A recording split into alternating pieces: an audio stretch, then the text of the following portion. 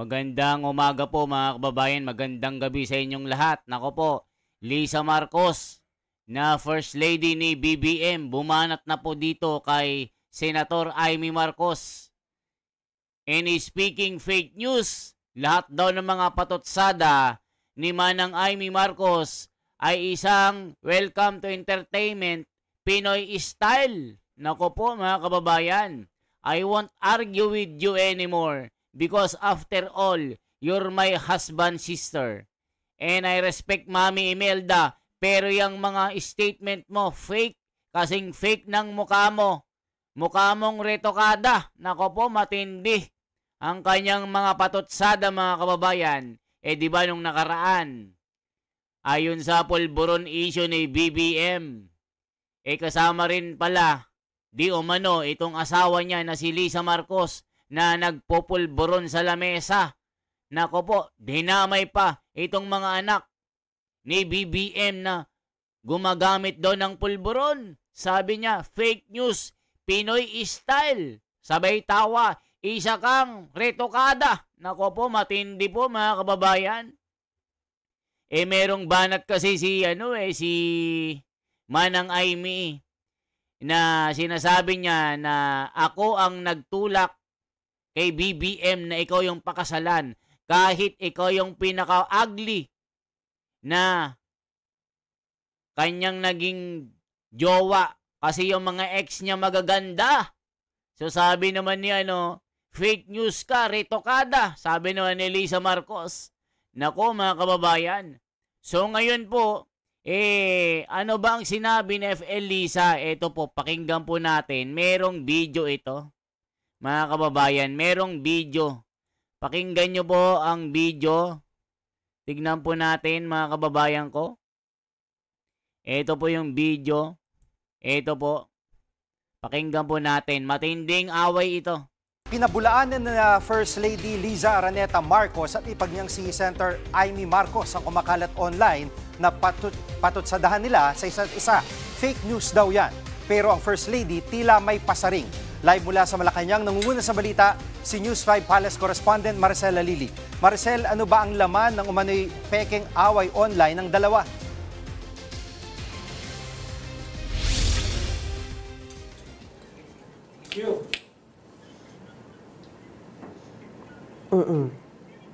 Yes, Jiggy. Pasensya ka na hindi ko hindi ko narinig yung tanong mo, but I assume you asked about the fake post na kinote kay First Lady Liza Araneta Marcos at kay Senator Amy Marcos. Yes, kahapon may lumabas kasi na mga fake quotes na pinasinungalingan na ng Presidential Communications Office at nirepost din ito ni First Lady Liza Araneta Marcos sa kanyang social media accounts kung saan sinabi nga niya na speaking of fake news, ito daw yung entertainment Pinoy style. Makikita natin dito sa peking quote card na ito na sinasabi niya na ayaw na niyang makipag-argue sa kapatid ni President Bongbong Marcos na si Senator Amy Marcos. Ang sinasabi niya, ito ay bilang paggalang kay dating First Lady Imelda Marcos at dahil kapatid siya ng kanyang asawa. Pero yung mga statements daw niya, fake. Kasing fake daw ng mukha niya na retokada. Pero again, hindi raw ito totoong quote card mula kay First Lady Liza Araneta Marcos. Pero makikita rin natin na kalaunan, nag-post din itong si Senator Amy Marcos sa kanyang social media accounts wherein sinasabi naman niya na hindi siya ang nag-post ng quote card na yon na kumbaga ay meme din niya na sinasabi niya na tama, hindi dapat makipag-argue si First Lady sa kanya. Dapat nga ay magpasalamat pa siya kay Senadora Amy dahil ipinilit niya si First Lady kay President Bongbong Marcos kahit na magaganda ang mga ex nito.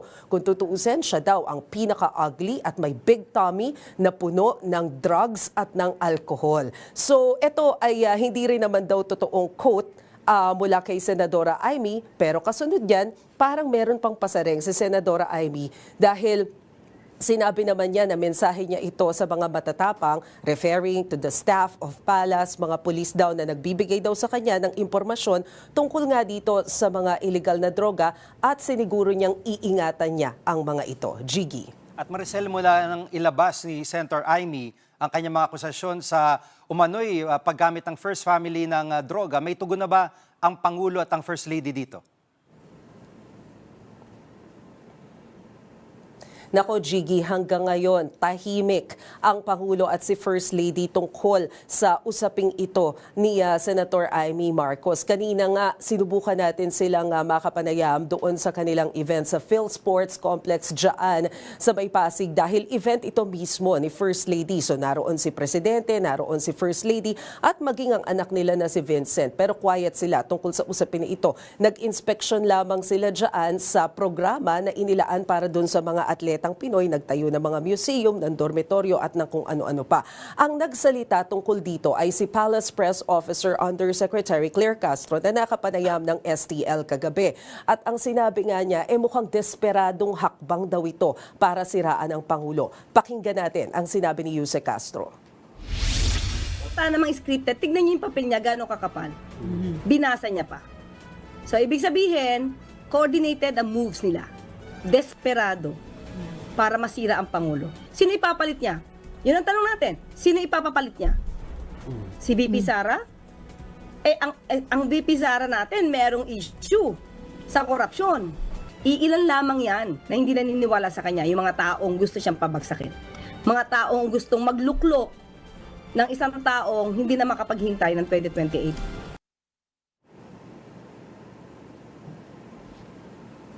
Jiggy, sa panayam naman ng programang OBP kanina kay Executive o dating Executive Secretary Lucas Bersamin, may sinabi siya na mukhang mas safe pa rin ang Pilipinas kay President Marcos. Narito ang kanyang sinabi. I do not know about, I'm not disparaging si Vice President, ang kakayahan niya, but I think it's safer for the Philippines to stay with President Marcos. At Maricel, kaugnay pa rin sa usapin ni dating ES Bersamin, may reaksyon na bang Palacio sa sinabi nito na hindi siya pinalitan, kundi, o hindi siya nag-resign, kundi siya ay pinalitan talaga? Sa ngayon, Jiggy, tahimik pa ang Malacanang tungkol dyan. Bagamat kanina pa natin sila hinihingan sana ng pahayag tungkol dyan sa sinabi ni Executive Secretary Lucas Bersamin. Ang malinaw, sinimula ni Pangulong Bongbong Marcos yung kanyang araw, ngayong araw dito sa Malacanang at pinangunahan niya ang panunumpa kay Ralph Recto na pumalit kay Lucas Bersamin bilang Executive Secretary. Kasama Yan mga kababayan, nako, tataasan na ang tax natin. Kasi kada gising daw ni Recto, gusto niyang taasan ng tax. Nako po mga kababayan, ang sabi ng mga komento dito. Shame on you media mafia. Nako, patawa, walang malinis sa politiko. Maging Senator Amy, ilabas mo na ang mga videos asap. Nako po mga kababayan, may mga video. Paging Sen Amy. Senator Amy, ilabas na po ang mga videos asap. Nako po, may mga video na pala.